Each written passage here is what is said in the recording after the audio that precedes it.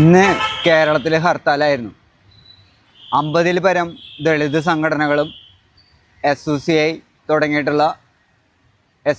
Welfare party തുടങ്ങിയിട്ടുള്ള സംഘടനകളും അതിൻ്റെ ഭാഗവാക്കായിരുന്നു.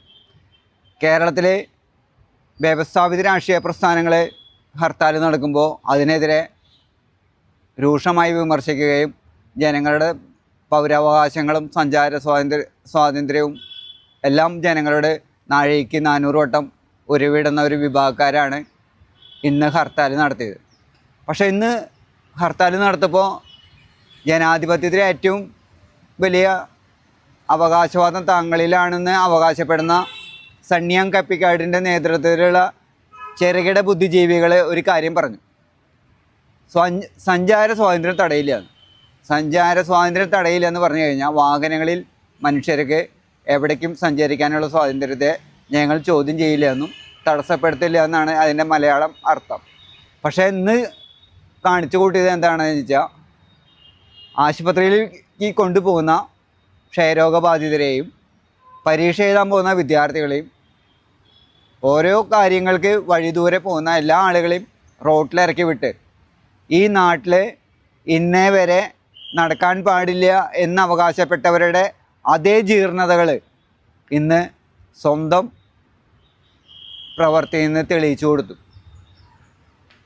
കാരണം എന്താണെങ്കിൽ ഇവിടെ സമരം ചെയ്യുമ്പോൾ വ്യവസ്ഥാപിത രാഷ്ട്രീയ പ്രസ്ഥാനങ്ങൾ സമരം ചെയ്യുമ്പോൾ ആ ജീർണതയ്ക്ക് ബദൽ എന്ന് പറഞ്ഞ് നടക്കുന്ന ആളുകളായിരുന്നു ഇവരൊക്കെ. പക്ഷെ ഇവരുടെ കയ്യിൽ ഒരു ജീർണതയ്ക്ക് ഒരു ബദൽ എന്ന് പറയുമ്പോൾ ആ ബദൽ തങ്ങളുടെ പ്രവർത്തിയും കൂടിയാണ് കാണിക്കേണ്ടത്, അല്ലാതെ സംസാരത്തിൽ കൂടി എഴുത്തിൽ കൂടിയല്ല. പക്ഷെ ഇന്ന് അവരുടെ തനി സ്വഭാവം മലയാളികൾ തിരിച്ചറിഞ്ഞു.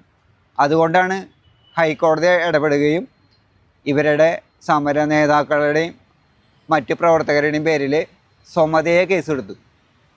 ഈ കേസിൽ നമുക്ക് വിയോജിപ്പുണ്ട്. എന്താ കാരണം വെച്ചിട്ടുണ്ടെങ്കിൽ ഇവിടെ ലേബർ കോഡിനെതിരെ സമരം നടത്തിയപ്പോൾ കണ്ണ് തുറന്ന് കാണാത്ത ഹൈക്കോടതിയാണ് ഇവരുടെ പേരിൽ കേസെടുത്തിട്ടുള്ളത്.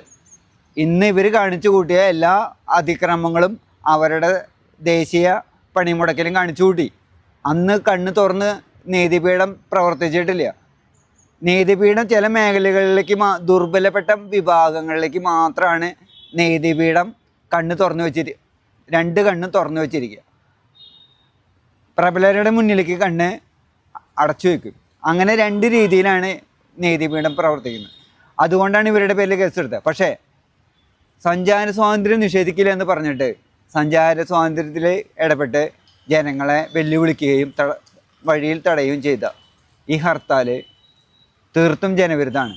പിന്നെ ഈ നവജനാധിപത്യവാദികളെ കയ്യിൽ ഒരു ജനാധിപത്യ പുതുമയില്ലെന്ന് മലയാളികളുടെ മുന്നിൽ തുറന്നു കാണിച്ച ഈ ഹർത്താൽ ജനങ്ങൾ ഇവരെ തുടർന്ന് സംശയിക്കാനും ഇവരെ ഒറ്റപ്പെടുത്താനും സാധ്യത കൂടുതലാണ്.